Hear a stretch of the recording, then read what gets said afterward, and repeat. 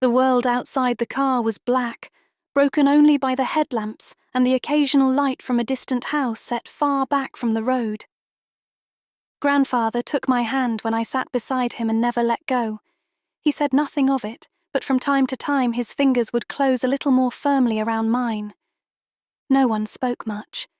Henry and my grandfather seemed perfectly content with silence, and Christian had always been a man who did not speak unless something was worth saying. So we rode together in a quiet that was not uncomfortable, only full, as though too many things mattered now to waste words on things that didn't. I watched the window more than the road, because the reflection showed us all together whenever the car passed beneath a street lamp. Grandfather beside me, Henry across from him, and Christian across from me, watching everything without appearing to watch anything at all. As we approached the roadside sign, the sweep of the headlamps brought its white letters flaring out of the darkness. I leaned forward to read it before we passed it, because I had seen the sign so many times in my dreams and had never been certain it was real until now. And when I found the word Sussex, I realized everything I'd left behind in the colonies was truly behind me now. "There it is, Christian," I said, a sudden excitement taking me, because I understood I would never go hungry again, and that whatever else might change, I came back to something that could not be taken from me. The sign I told you about, the one from my dreams. Grandfather's hand tightened around mine to make me look at him. "What sign is that, my dear?"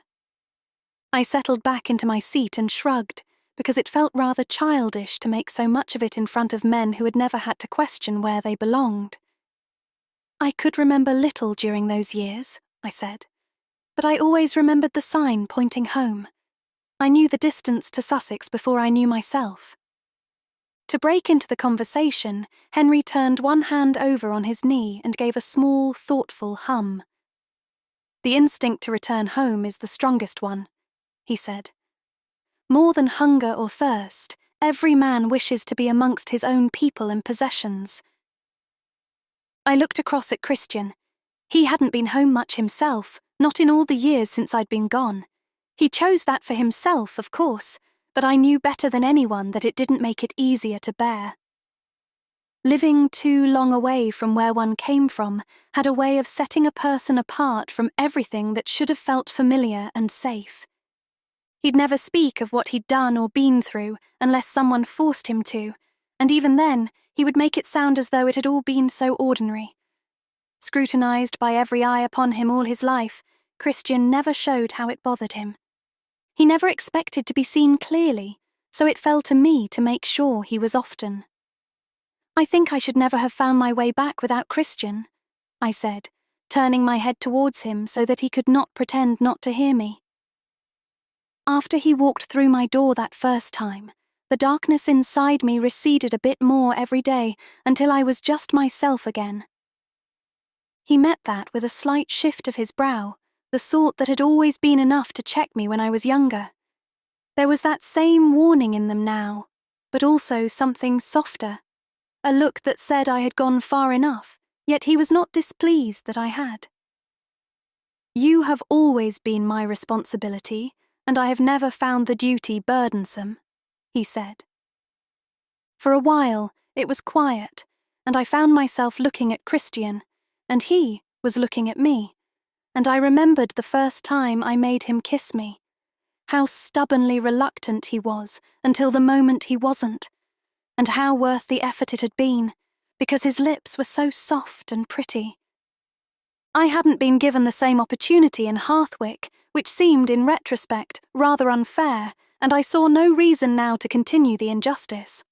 We were going to share the same house at last, and no one would be of a mind to interfere, so I considered how best to break his composure this time. It was at that moment Grandfather chose to speak, and he could not have chosen a more embarrassing subject if he tried. "We must begin to think about the wedding," he said, and my eyes shot open wider at Christian. It took great effort not to laugh at the look he was trying hard not to have. "There is much to arrange, of course, but we must not delay. I should like to see the future of this house secured, and my time is running short."